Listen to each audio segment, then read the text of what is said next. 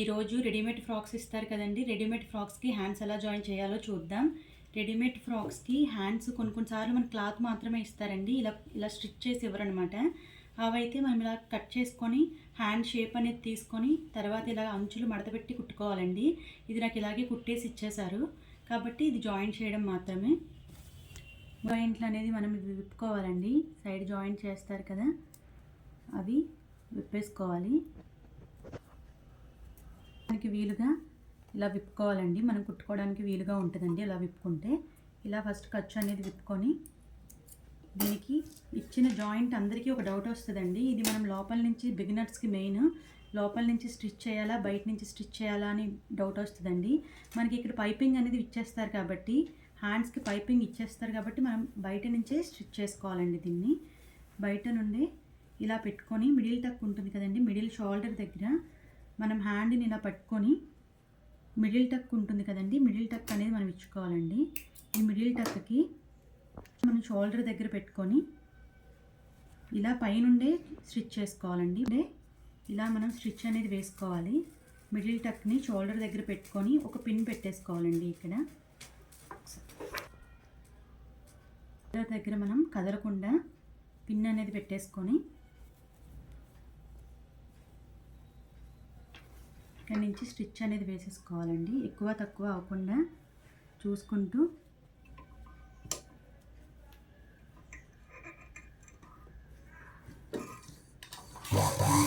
చూసారా, ఇలా బయట నుండే మనం జాయింట్ అనేది చేసుకోవాలి, హ్యాండ్ జాయింట్.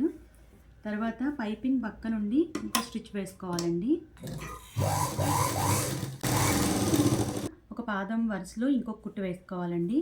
ఇలా 2 కుట్లు వేసుకుంటే మనకి షోల్డర్ అనేది ఇలా నీట్గా వస్తుందండి. హ్యాండ్ అని షోల్డర్కి ఇలా జాయింట్ అవుతుందండి. చూస్తున్నారు కదా ఎంత నీట్గా వచ్చిందో.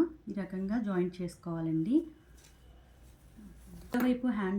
రెండో వైపు హ్యాండ్కి కూడా మిడిల్ టక్ ఇచ్చుకోవాలండి. మిడిల్ టక్ ఇలా సమానంగా చూసుకొని ఎక్కువ తక్కువ లేకుండా మిడిల్ టక్ అనేది ఇచ్చుకొని హ్యాండ్కి షోల్డర్కి పిన్ పెట్టేసుకోండి. మిడిల్ టక్ అనేది కరెక్ట్గా షోల్డర్ కుట్టు దగ్గర ఉండేలాగా పెట్టుకొని ఇలాగా పిన్ పెట్టేసుకుంటే మనకి ఎక్కువ తక్కువ రాకుండా సమానంగా ఉంటుందండి.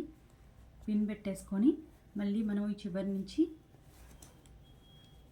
ఎడ్జెస్ సమానంగా పట్టుకొని లాగకుండా ఎక్కడ లాగకూడదండి. ఎక్కడ లాగకుండా కుట్టు అనేది వేసుకోవాలి. ఆ హ్యాండ్కి ఎలా జాయిన్ చేసుకున్నామో ఈ హ్యాండ్కి కూడా అలాగే జాయిన్ చేసుకుందాం. సమానంగా వచ్చేలాగా పట్టుకొని జాయింట్ చేసుకోవాలండి. ఈ రకంగా సైడ్ జాయింట్ చేసుకున్నాక రెండో వైపు కూడా సైడ్ జాయింట్ చేసుకోవాలండి. సమానంగా పట్టుకొని కుట్టు అనేది వేసుకోవాలి.